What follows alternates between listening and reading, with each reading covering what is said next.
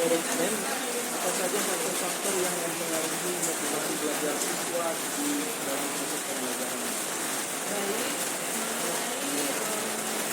faktor-faktor yang mempengaruhi motivasi belajar itu ada faktor yang paling menonjol yang mempengaruhi motivasi belajar adalah kondisi belajar yang ada di kelas.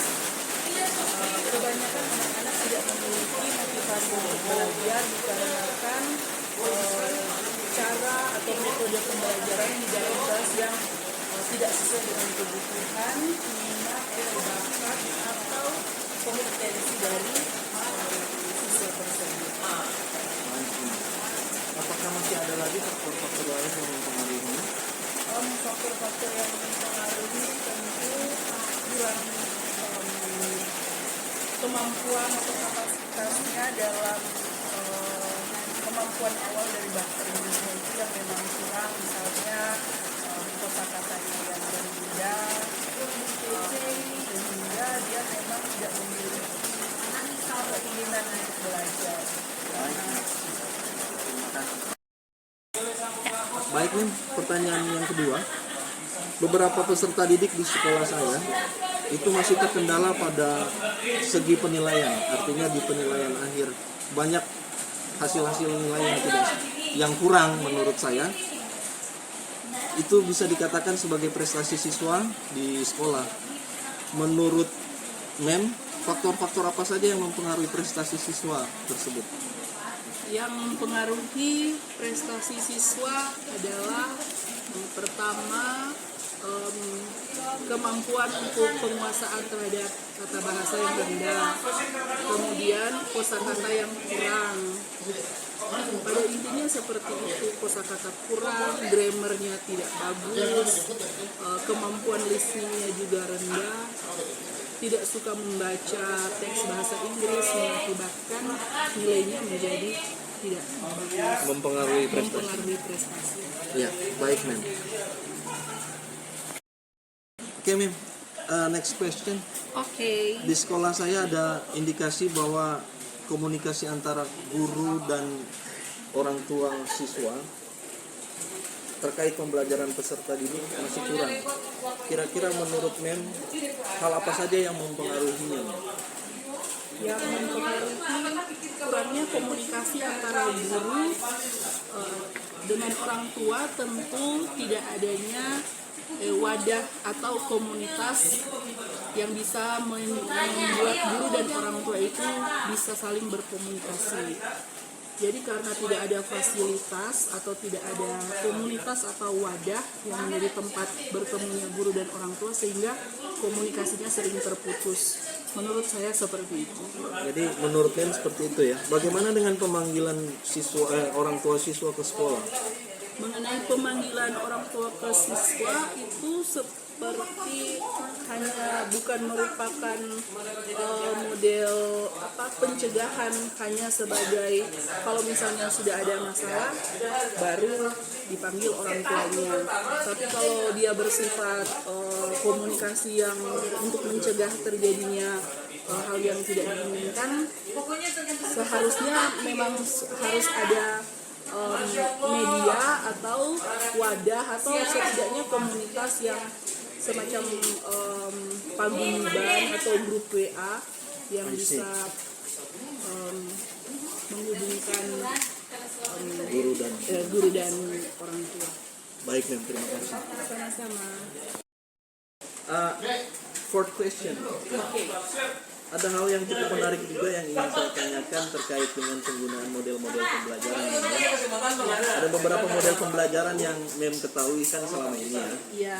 Kemudian yang ingin saya tanyakan adalah mengapa masih ada guru yang belum memahami secara utuh terkait model-model pembelajaran yang notabene pengetahuan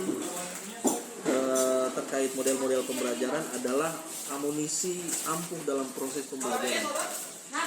Menurut Mem bagaimana? Mengapa ada guru yang Masih belum memahami metode pembelajaran? Tentu itu kembali ke pribadi masing-masing, tapi pada intinya kurangnya dorongan atau motivasi dari guru tersebut untuk melakukan pengembangan diri.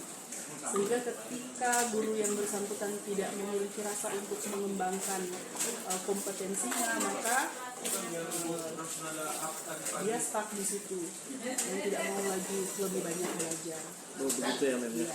Jadi masalah ini hanya karena motivasi guru yang kurang dalam self development ya. Iya, pengembangan diri. Oke, Mem. Terima kasih, Mem. Iya, sama-sama. Question, Mem. Oke. If you don't mind. Pertanyaan selanjutnya begini, Mem. Di kurikulum 2013 dan kurikulum Merdeka yang saat ini sedang digaungkan di seluruh sekolah-sekolah, ada yang namanya kemampuan literasi ya. Dan cukup penting itu saya rasa. Kira-kira menurut Mem, apa yang mempengaruhi lemahnya kemampuan literasi pada peserta didik saat ini?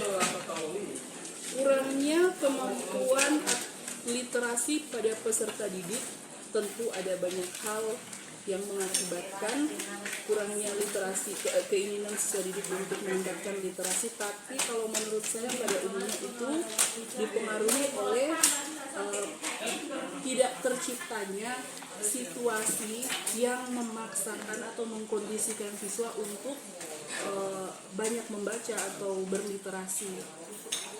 Dan itu yang menjadi beban tanggung jawab dari sekolah untuk bisa meng-create situasi atau suasana atau mengkondisikan sehingga siswa mau dan tidak mau harus meningkatkan kemampuan literasinya. Jadi maksudnya Mem seperti program-program yang ditawarkan that over by the teacher to the student about the literation. Tepat sekali, situasi yang di-create secara sengaja sehingga siswa harus melakukan literasi itu. Saya pikir masih kurang.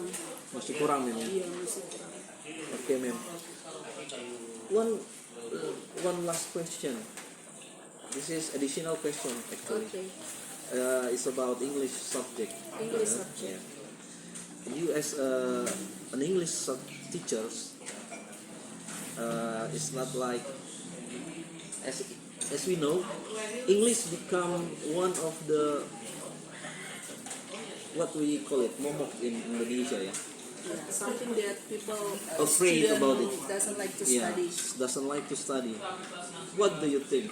Why they have a mindset like that? Well, I think it's a traditional mindset because it's a traditional mindset, tapi sampai sekarang juga masih berlaku hal seperti itu.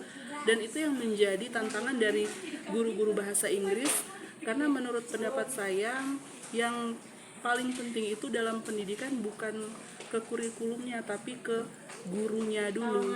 Jika guru memiliki kualitas yang bagus dan mumpuni, maka apapun yang menjadi kurikulumnya sebagai senjata bisa digunakan dengan baik, asalkan gurunya dulu yang bisa menciptakan, memfasilitasi dengan baik. Wow, exactly, ma'am.